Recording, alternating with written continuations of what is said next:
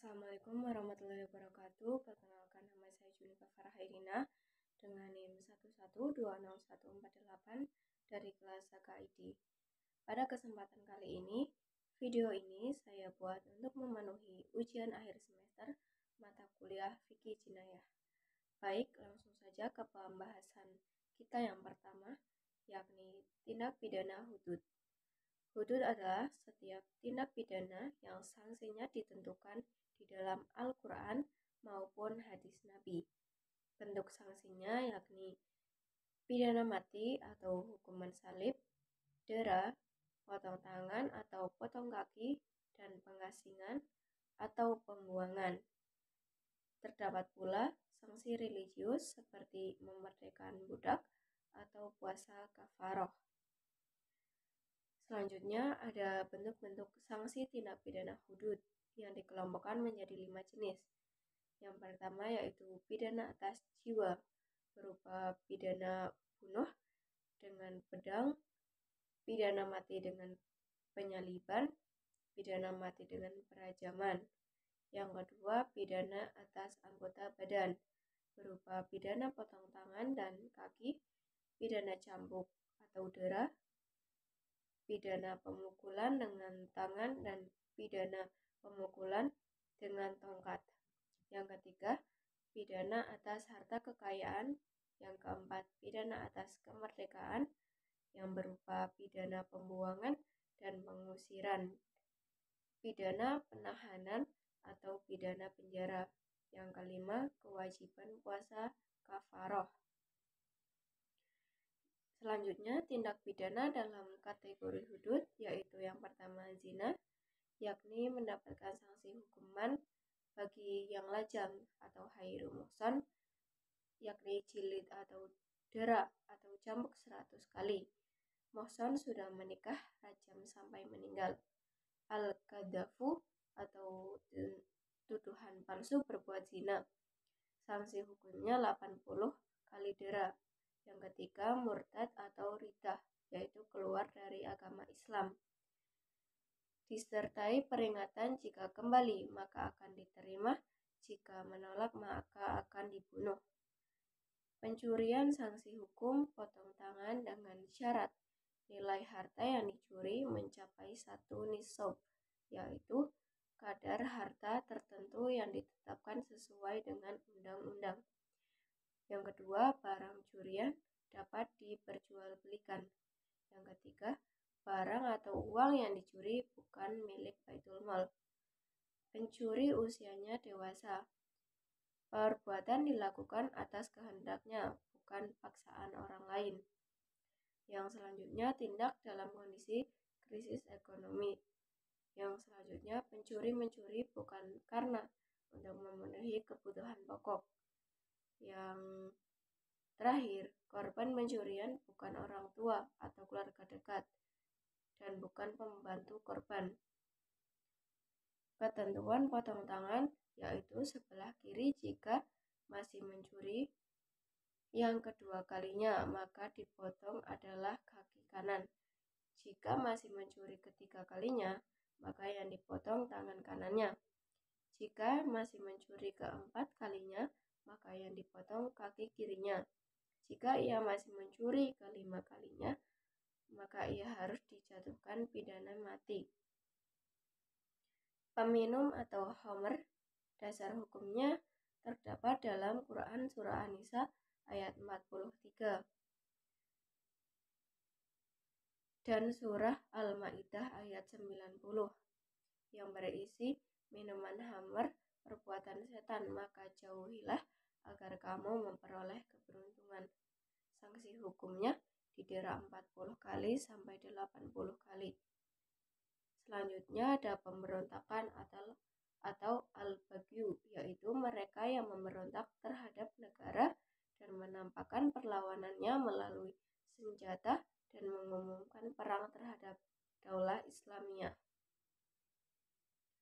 Selanjutnya ada perampokan yang terdapat dalam dasar hukumnya Quran Surat Al-Ma'idah ayat 33 dan 34. Sanksi hukumnya dibunuh atau disalib. dipotong tangan dan kakinya secara bersilang atau dibuang dari tempat kediamannya. Selanjutnya ada tindak pidana kisos atau diat. Tindak pidana dalam kategori ini kurang serius dibanding dengan hudud, namun lebih berat daripada ta'zir. Sasaran dari tindakan pidana ini adalah integritas tubuh manusia, sengaja atau tidak sengaja. Dalam hukum pidana modern dikenal dengan kejahatan terhadap manusia. Bentuk pembunuhannya yakni pembunuhan yang disengaja, yakni sanksinya ada dibunuh atau wajib dijatuhkan kisos bagi pelakunya. Jika wali orang yang dibunuh tidak memaafkannya dan apabila ada pengampunan maka diatnya harus diserahkan kepada walinya, kecuali jika mereka ingin bersedekah atau tidak menuntut diat.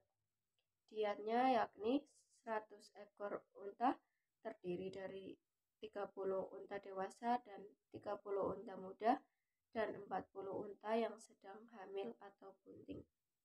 Dasar hukumnya terdapat dalam Quran Al-Isra ayat 33 dan Al-Baqarah ayat 179.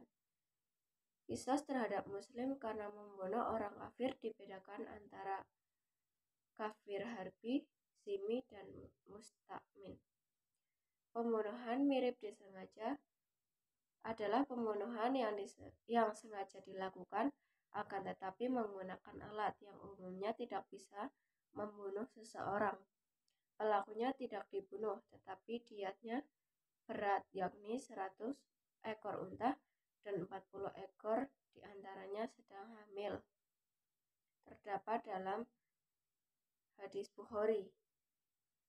Selanjutnya ada pembunuhan tidak disengaja. Ada dua bentuk, yakni pelaku melakukan tindakan yang ia sendiri tidak bermaksud menimpakan kepada pihak yang terbunuh, namun menimpa orang tersebut yang akhirnya membunuhnya. Contohnya, seseorang memundurkan mobil, tapi ternyata di belakangnya itu ada seseorang hingga tidak nampak, hingga menabrak orang tersebut sehingga meninggal. Sanksinya yaitu 100 ekor unta dan kafarat dengan membebaskan budak. Yang jika tidak dijumpai budak, maka puasa 2 bulan berturut-turut. Selanjutnya, pelaku membunuh seseorang di negeri kafir yang ia sangka kafir harbi, tetapi ternyata ia merupakan muslim dan menyembunyikan keislamannya. Sanksinya kafarat dan tidak wajib membayar diat. Selanjutnya ada pembunuhan yang terjadi karena ketidaksengajaan. Adalah seseorang melakukan sesuatu perbuatan tanpa ia kehendaki, akan tetapi perbuatannya telah menyebabkan terbunuhnya seseorang. Misal, seseorang tergelincir dari tempat tinggi yang mengenai orang lain dan menyebabkan orang tersebut meninggal dunia. Sanksinya yaitu membayar diat 100 ekor unta dan wajib membayar kafarat dengan membebaskan budak. Jika ia tidak membebaskan budak, maka ia harus melakukan puasa 2 bulan berturut-turut.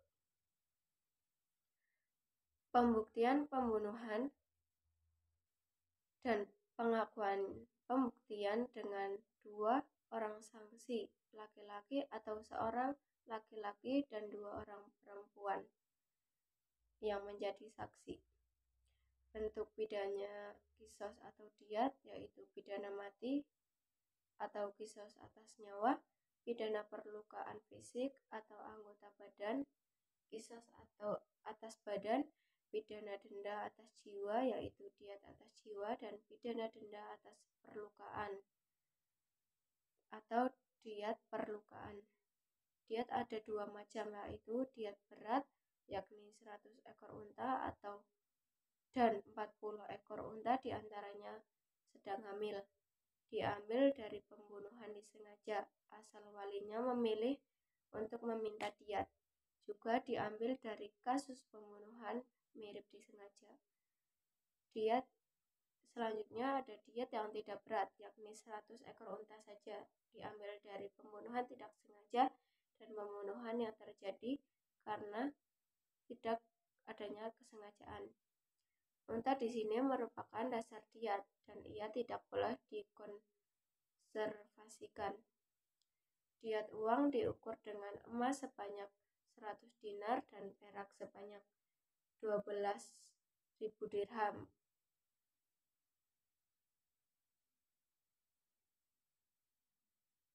Setara dengan 35.700 gram perak.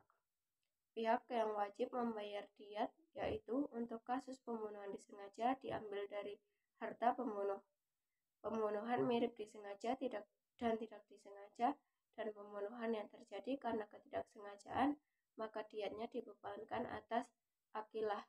Jadi akilah saja yang membayar dietnya.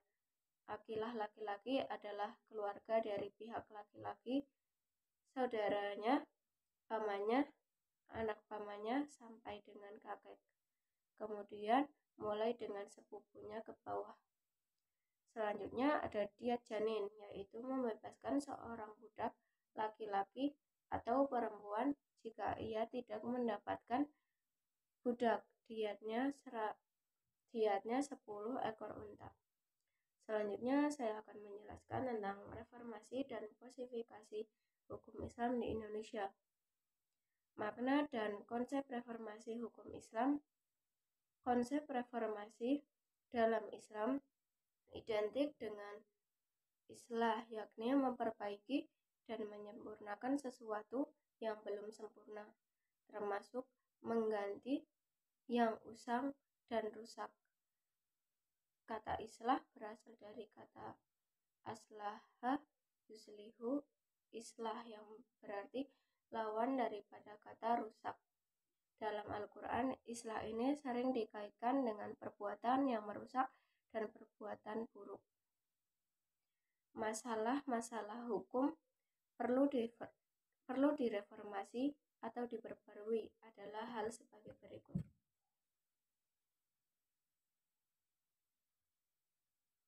Manhaj ilahi, baik tentang akidah, syariah, atau akhlak yang mengatur hubungan manusia dengan Tuhannya atau hablum minallah, dan hubungan antar manusia sesama manusia.